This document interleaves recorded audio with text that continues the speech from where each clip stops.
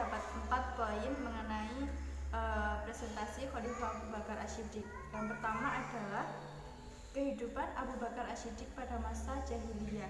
Nah, kemudian yang kedua adalah setelah beliau masuk Islam. Yang ketiga adalah ketika beliau Abu Bakar Ash-Shiddiq menjadi seorang khalifah. Khalifah pertama setelah Rasulullah SAW wafat. Dan yang keempat adalah hikmah mengenai Abu Bakar Ash-Shiddiq. Abu Bakar Ash-Shiddiq. Nah, nama asli beliau ini adalah Abdullah bin Utsman bin Amir bin Ka'ab. Nah, kemudian kenapa beliau dipanggil dengan sebutan Abu Bakar? Karena Bakar yang artinya merupakan unta muda dan Abu yang merupakan bapak. Nah, beliau ini merupakan pemuka suku Quraisy. Nah, dari situlah beliau dipanggil dengan sebutan Abu Bakar. Kemudian ditambah lagi Ash-Shiddiq, itu merupakan suatu gelar kehormatan karena beliau merupakan orang yang pertama kali membenarkan peristiwa Isra Mi'raj Rasulullah SAW. Nah, dari situlah beliau dipanggil dengan sebutan Abu Bakar Ash-Shiddiq. Nah, poin yang pertama adalah kehidupan Abu Bakar Ash-Shiddiq pada masa jahiliyah. Nah, jadi pada waktu masa jahiliyah itu memang masa jahiliyah, namun beliau Abu Bakar Ash-Shiddiq ini sifatnya sama sekali tidak jahiliyah. Seperti beliau tidak pernah minum khamr, tidak pernah membunuh bayi perempuan, kemudian tidak berjudi, dan juga beliau ini merupakan ahli silsilah dan juga orang dermawan, orang yang kaya namun dermawan. Nah, yang pertama adalah beliau ini tidak menyembah berhala. Nah, pernah suatu ketika beliau ini diajak oleh ayahnya Abu Quhafah, untuk pergi ke suatu tempat. Tempat ini merupakan tempat beribadah yang di dalamnya banyak sekali berhala.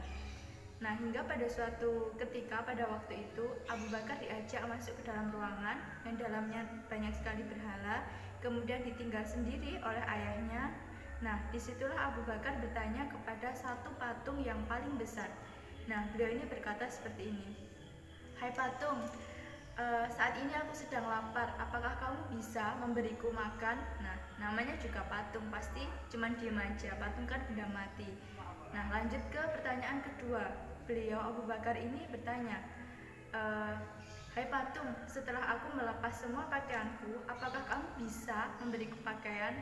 Nah, patung ini juga tetap aja diam. Akhirnya karena beliau ini geram, akhirnya diambilkan batu yang paling besar di bawah kakinya, kemudian dilemparkan ke patung yang paling besar tadi, hingga patung yang paling besar tadi sedikit terbelah. Dari situ ceritanya kalau beliau memang sifatnya sama sekali tidak jahiliyah.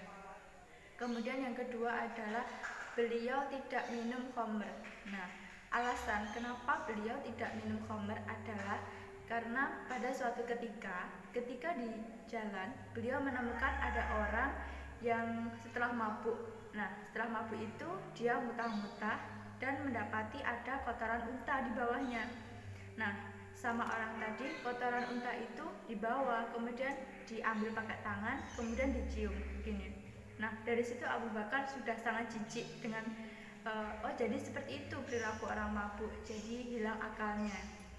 Nah, setelah itu beliau mengharamkan dirinya untuk minum khamr. Yang ketiga adalah beliau ini merupakan ahli silsilah. Jadi teman-teman, banyak sekali para sahabat Abu Bakar dan juga orang masyarakat Arab yang datang kepada Abu Bakar untuk menanyakan mengenai bagaimana silsilah orang Arab. Nah, beliau Abu Bakar ini menjelaskan sedetail-detailnya mengenai silsilah bangsa Arab. Nah, hingga Sayyidah Aisyah itu pernah meriwayatkan hadis yang berbunyi, "Inna Abu Bakrin a'lamu Quraisyin bi ansabiha," yang artinya adalah sesungguhnya Abu Bakar ialah orang Quraisy yang paling tahu tentang silsilah orang-orang Quraisy. Nah, jadi beliau ini merupakan orang pandai, cerdas, dan juga kaya raya. Nah, kaya raya ini karena beliau merupakan pedagang. Kalau bahasa istilahnya sekarang itu merupakan businessman. Nah, beliau Abu Bakar ini sering mendermakan hartanya untuk orang kafir, anak yatim, dan juga orang-orang yang membutuhkan. Yang ketiga adalah kehidupan Abu Bakar setelah masuk Islam. Nah, jadi beliau ini merupakan pedagang dari satu kota ke kota lain. Kemudian beliau ini mengenal banyak sekali ahli agama atau pendeta. Kemudian hingga suatu hari beliau ini bertanya kepada salah satu pendeta yang namanya adalah Buhairah. Beliau bertanya seperti ini, "Wahai Buhairah, apakah ada agama yang akan menyempurnakan agama kita?" Nah, kemudian pendeta Buhairah ini menjawab, "Ya, ada. Beliau merupakan akan ada utusan Tuhan dari sukumu, dari kaum Quraisymu." Nah, Abu Bakar ini semakin penasaran hingga hari-hari berikutnya ketika Rasulullah mendapatkan wahyu pertama di Gua Hira, kemudian memberitahukan kepada keluarganya dan juga kepada Abu Bakar karena merupakan sahabat yang paling dekat. Dari situlah Abu Bakar langsung percaya dan langsung masuk Islam bahwa, "Oh, aku percaya kepadamu karena engkau tidak pernah berbohong. Engkau merupakan orang yang amanah, orang yang cerdas, dan agamamu ini aku sangat meyakini bahwa agama yang kamu bawa ini merupakan agama yang benar." Dengan Rasulullah, beliau ini selalu mengikuti dakwah Rasulullah, baik secara sembunyi-sembunyi maupun terang-terangan. Nah, beliau ini pernah diinjak-injak, pernah dilempari kotoran, pernah difitnah, kemudian pokoknya banyak sekali ancaman hingga perencanaan untuk pembunuhan baik terhadap Rasulullah atau terhadap Abu Bakar. Namun Abu Bakar ini merupakan orang yang paling sabar dan juga tetap setia menemani Rasulullah hingga akhir hayatnya. Kekhalifahan Abu Bakar Ash-Shiddiq. Jadi setelah Rasulullah wafat, terjadi musyawarah atau perbedaan pendapat di kalangan sahabat untuk menentukan siapa yang akan menjadi pemimpin setelah Rasulullah. Akhirnya dari berbagai suku Aus, suku Khazraj, kemudian kaum Ansor, kaum Khawarij, semuanya berunding tentang siapa yang akan menjadi khalifah setelah Rasulullah. Akhirnya setelah melakukan perundingan yang sangat panjang, ditentukanlah yang menjadi khalifah adalah beliau Abu Bakar Ash-Shiddiq karena beliau merupakan sahabat yang paling terdekat dengan Rasulullah.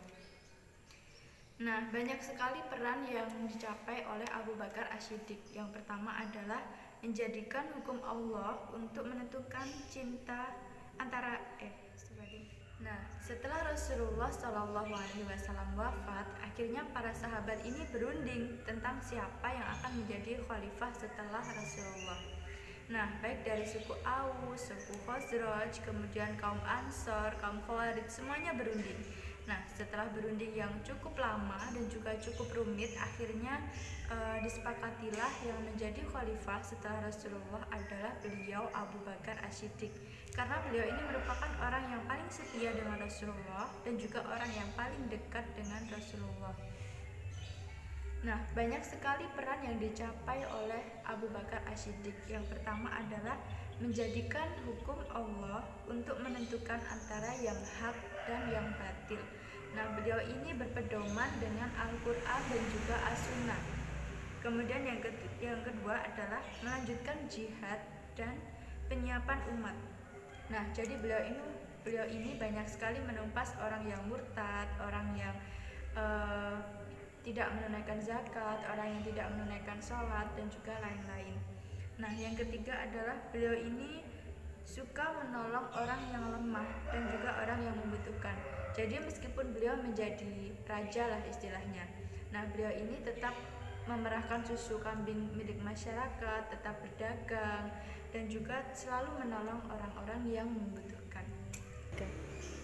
Jadi teman-teman, setelah kita mengetahui silsilah kehidupan Abu Bakar Ash-Shiddiq, nah kita dapat mengambil banyak sekali hikmah yang dari cerita saya tadi.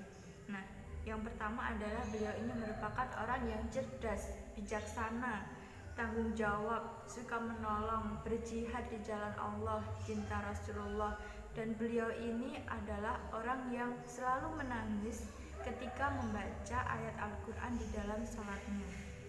Nah, jadi teman-teman, luar biasa sekali kisah kehidupan dari Abu Bakar Ash-Shiddiq. Nah, kita sebagai umat Islam, kita harus bisa mencontoh hal-hal yang positif dari sahabat Nabi, dari kehidupan Rasulullah terutama, dan juga kita harus mampu menerapkannya ke dalam kehidupan sehari-hari. Sekian dari saya, semoga bermanfaat. Mohon maaf apabila ada kekurangan ketika saya menyampaikan, baik yang sengaja maupun tidak sengaja. Wassalamualaikum warahmatullahi wabarakatuh.